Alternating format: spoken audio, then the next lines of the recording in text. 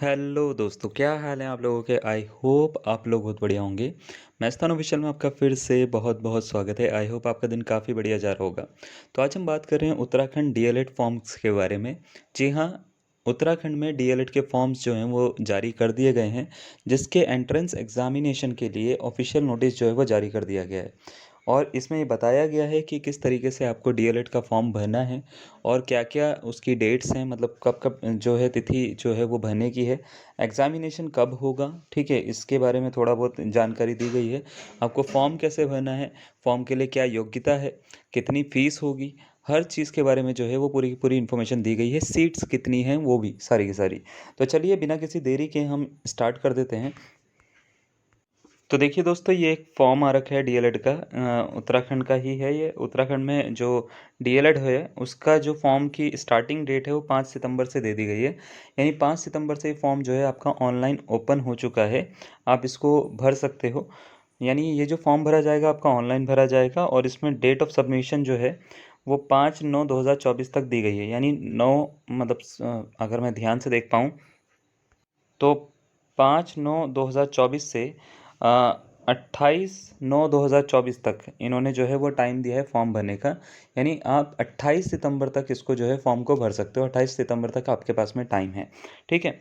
उसके बाद ये फॉर्म जो है क्लोज हो जाएगा। उसके बाद फीस की जो डेट है वो है 30 सितंबर की। 30 सितंबर 2024 को आप इसको भर सकते हो। मतलब फीस जो है वो सबमिट करने की लास्ट डेट है, ठीक है। उसके बाद करेक्शन विंडो ये ओपन करेंगे और ओपन करेंगे 1 तारीख से लेके 3 तारीख के बीच में, अक्टूबर में, ठीक है। 1 से 3 तारीख के बीच में करेक्शन विंडो ओपन होगी अगर आपने कुछ गलती करी है तो उसको सही करने के लिए। वैसे गलती ना करिएगा, टाइम काफ़ी है, सब चीज़ें प्रॉपर तरीके से करिएगा। हम बता रहे हैं कि आपको क्या-क्या करना है, ठीक है। तो सबसे पहले अगर हम बात करें तो इसमें हम बात करेंगे सबसे पहले बच्चे कि इसमें कितनी सीट्स हैं अगर हम बात करें, ठीक है। तो द्विवर्षीय डीएलएड के लिए सबसे पहले तो आपको क्या-क्या होना चाहिए। देखो, टोटल सीट्स जो हैं वो 650 हैं। 650 में जो होता है कि 50-50% में जो होता है इसको डिवाइड करा जाता है। तो विज्ञान वर्ग के लिए 50% है और विज्ञानेतर वर्ग के लिए भी कितना है, 50% है, ठीक है। और अभियुक्ति जो दे रखी है, प्रत्येक डाइट जनपद में 25 सीटें हैं, ठीक है। उसके बाद प्रत्येक डाइट डाइट या जनपद में जो है वो 25 सीटें हैं। तो प्रत्येक डाइट या जनपद में टोटल मिला के 50 सीटें विज्ञान और विज्ञानेतर वर्ग के लिए, ठीक है। उसके बाद अगर हम बात करें कि आपकी योग्यता क्या होनी चाहिए, तो ग्रेजुएशन होनी चाहिए आपकी। अगर मैं सीधा-सीधा सा बोलूँ तो आपकी बस कोई भी ग्रेजुएशन होनी चाहिए, जैसे बीएससी है, ठीक है, या बीसीए है, बी फार्मा है, बीए है, बीटेक है, ग्रेजुएशन होनी चाहिए आपकी, ठीक है। तो ग्रेजुएशन अगर आपकी है तो आप योग्य हो इसके लिए। आरक्षण के बारे में चलो हम देख लेंगे, वो अपने हिसाब से आप देख लीजिएगा, ठीक है। आयु सीमा की बात करें तो आयु सीमा जो है वो 30 से ज़्यादा नहीं होनी चाहिए आपकी। अगर आपकी एज जो है वो जनरल हो अगर आप, ठीक है, तो जनरल में आपकी आयु सीमा 30 के अंदर-अंदर होनी चाहिए। अगर 30 के अंदर-अंदर हो, आप 29 साल अगर मान लेते हैं, 11 महीने के भी हो, कोई फ़र्क नहीं पड़ता, आप भर सकते हो इसको, ठीक है। लेकिन अगर आप 30 साल और 1 दिन के भी हो तो भी आप नहीं भर पाओगे। उसका रीज़न ये है कि 1 जुलाई से ये मेजर करते हैं और अ, 1 जुलाई 2025 से इसको आपको मेजर करना है अपने को। तो 1 जुलाई 2025 मतलब समझ रहे हो, जब ये सेशन स्टार्ट होगा, है ना? तो तब से आपको मेजर करना है। अगर आप 30 वर्ष के अंदर आ रहे हो तो बिल्कुल आप भर सकते हो, आप भरिएगा इसको, ठीक है। और इसमें 19 से आप बड़े होने चाहिए। 19 मतलब साल से बड़े होने चाहिए। 30 साल से जो है वो छोटे होने चाहिए आप। उसके बाद द्विवर्षीय जो होगा ये पूरा का पूरा आपका होता है। फिर हम बात करते हैं कि किस तरीके से आपको जो है फ़ीस आपकी लगेगी।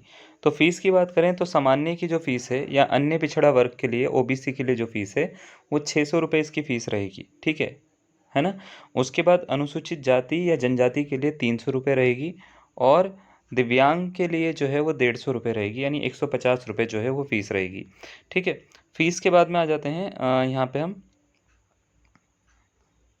अब बात कर लेते हैं कि आपको जो फॉर्म भरना है, तो फॉर्म किस तरीके से भरना है। देखो, फॉर्म के लिए आपको सबसे पहले तो अपना आपको रजिस्टर करना पड़ेगा और इसमें देखिए इन्होंने निर्देश दे रखे हैं वैसे।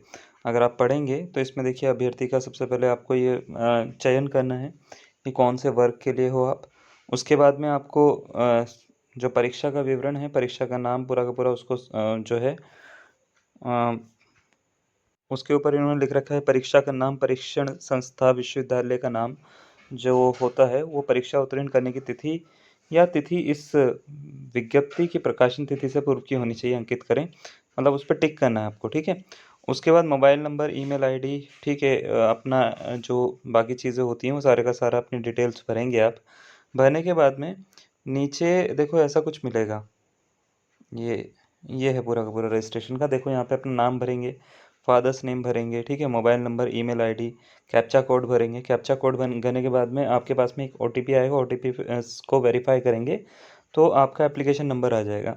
एप्लीकेशन नंबर आपकी ईमेल आईडी पर आएगा। ईमेल आईडी पे आने के बाद में आप इसको लॉगिन करिएगा एप्लीकेंट आईडी से, ठीक है, जिसमें आपको अपनी रजिस्ट्रेशन आईडी जो ईमेल पे मिलेगी वो आपको यहाँ पे डालनी है। पासवर्ड जो आपने सेट करा होगा वो डालना है और कैप्चा कोड डालना है। जैसे कुछ भी यहाँ पे दिखेगा आपको, है ना, ये वाला नहीं दिखेगा, इसके जैसा दिखेगा वो डालना है। उसके बाद में सबसे पहले आपके पास में एक आवेदन फॉर्म आएगा, उसको पूरा का पूरा भरना है, उसमें सारी डिटेल आएंगी। सेकंड में आपका फ़ोटो आएगा, ठीक है, फ़ोटो की डिटेल आएंगी। थर्ड में आपकी समीक्षा, समीक्षा का मतलब ये होता है एक बार आपको देखने के लिए दोबारा से दिया जाता है वेरीफाई के लिए, ठीक है। और लास्ट में आपकी जो होगी वो फीस आएगी। ये फर्स्ट वाला फॉर्म है जिसमें आवेदन के बारे में पूरा का पूरा लिखा जाएगा। इसमें ये सेंटर्स हैं, ये सेंटर को आपको टिक करना होगा कि प्रेफरेंस के हिसाब से कि आपको पहला कहाँ पे एग्ज़ाम देना है, दूसरा कहाँ पे देना है, अगर वो नहीं होता तो तीसरा कहाँ पे देना है। इस तरीके से आपको जो है वो पूरा का पूरा सेलेक्ट करना पड़ेगा। ये भरने के बाद में आपको जो है सेव और नेक्स्ट पे जाना है, क्लिक कर देना है। क्लिक करने के बाद में सेव और नेक्स्ट पे क्लिक करने के बाद में आपको दूसरा जो है अपनी फ़ोटोज़ भरनी होगी। तो फ़ोटो जो है उसके डायमेंशन यहाँ पे लिखे हुए हैं, ठीक है। इस डायमेंशन में ही आपको फ़ोटो, सिग्नेचर और लेफ्ट थंब के जो थंब इम्प्रेशन होते हैं वो डालने पड़ेंगे। इसके बाद आपकी फ़ोटो जैसी आ जाएगी, आपके बाद में एक रिव्यू के लिए दोबारा से आएगा ये। रिव्यू करने के बाद में अगर आप जनरल हैं तो आपकी फ़ीस यहाँ पे लिखी हुई आ जाएगी। पेमेंट करिएगा, जो भी आपका डेबिट कार्ड, क्रेडिट कार्ड जो भी है आपका, है ना, या नेट बैंकिंग जो भी है उससे आप पेमेंट करेंगे। पेमेंट करने के बाद में आपका सारा का सारा वो फॉर्म भर जाएगा। इतना आसान है, इसमें ज़्यादा कुछ नहीं है, फॉर्म भरना बहुत ईजी है। बाकी ये है कि परीक्षा के कोड जो हैं वो प्रेफरेंस के हिसाब से आपको किस तरीके से रखने हैं।